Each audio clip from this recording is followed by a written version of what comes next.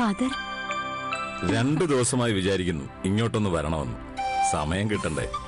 ഒന്ന് വിളിച്ചു പറഞ്ഞിരുന്നേ വണ്ടി അയക്കായിരുന്നല്ലോ. ആ, അതുകൊണ്ടാ വിളിച്ചു പറയാതിരുന്നത്. നിനക്കറിയില്ലേ ഫാദറിന്റെ സ്വഭാവം. ചായ എടുക്കട്ടെ? വേണ്ട വേണ്ട, ഇടയ്ക്കുള്ള ചായയും കാപ്പിയും ഒക്കെ നിർത്തി.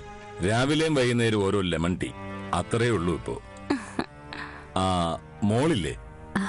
ഓഫീസിൽ പോയി. ഒരു കണക്കിന് കുട്ടി ഇവിടെ ഇല്ലാത്തത് നന്നായി. അവൾക്ക് ഞാനൊരു അപരിചിതനാണല്ലോ. മെഡിസിൻസ് ഉണ്ടോ? മരുന്ന് കഴിക്കുന്നുണ്ട്. ആഹാരം കഴിക്കാനാ മടി. മാളവിക ഉണ്ടല്ലോ, നിർബന്ധമായി കഴിപ്പിക്കണം. ഫിസിക്കലി ഞാൻ ഓക്കെ ഫാദർ. അതിനർത്ഥം മെന്റലി ഓക്കെ അല്ലെന്ന്. ഞാനും അത് തന്നെ പറഞ്ഞു ഫാദർ. മായാവർമ്മ ഒരിടവേളയ്ക്ക് ശേഷം സിനിമയിൽ തിരിച്ചു വരുന്നത് വലിയ വാർത്തയായിരുന്നു. ഇനിയിപ്പോ ഒരു ഗ്യാപ്പ് വന്നാൽ അത് നെഗറ്റീവായി ബാധിക്കും. മനസ്സിന്റെ അസ്വസ്ഥതയെക്കുറിച്ച് മായ സൂചിപ്പിച്ചില്ലേ?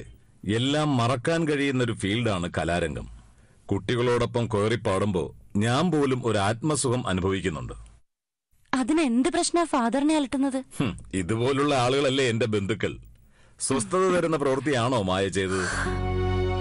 അങ്ങനെ സംഭവിച്ചു പോയി. ഇനി അത്തരം അബദ്ധങ്ങൾ ഉണ്ടാവില്ല. കർത്താവിന്റെ സഹനങ്ങളെക്കുറിച്ച് ഞാൻ പറഞ്ഞു തന്നതൊക്കെ മറന്നുപോയോ? എന്തു ദുരിതം വന്നാലും നേരിടണം. മരക്കുരിശായാലും മുൾക്കിരീടമായാലും നമുക്കുള്ളത് നമ്മുടെ മുമ്പിൽ തന്നെ വന്നു ചേരും. സ്വയം ജീവൻ വെടിയാൻ ആർക്കും അവകാശമില്ല. സ്വർഗസ്ഥനായ പിതാവ് നമുക്കതിനല്ല ജന്മം തന്നത്. ഒന്നും അറിയാഞ്ഞിട്ടല്ല, പക്ഷേ ഏതോ നിമിഷത്തിൽ എല്ലാം കൈവിട്ടുപോയി. ഇനി എനിക്ക് ആ ഭയം ഇല്ല ഫാദർ. നന്ദനെ കുറിച്ച് ഒരു വിശ്വാസമുണ്ട് ഇപ്പോ. അവനിവിടെ വന്നിരുന്നു.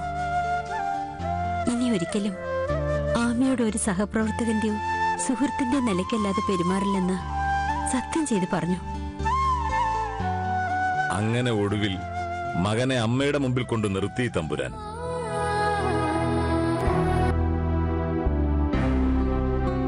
ഞാൻ നന്ദനോട് സംസാരിച്ചിരുന്നു. ഒരാളിന്റെ അഭിപ്രായവും നിർദ്ദേശവും അനുസരിച്ച് പറഞ്ഞ വാക്കുകൾ എന്റേതായിരുന്നേ ഉള്ളൂ. അതിനു പിന്നിലെ പ്രേരണയും ആശയവും ആ വ്യക്തിയുടേതായിരുന്നു, മറ്റാരുമല്ല. മാളവിക. എനിക്കാദ്യം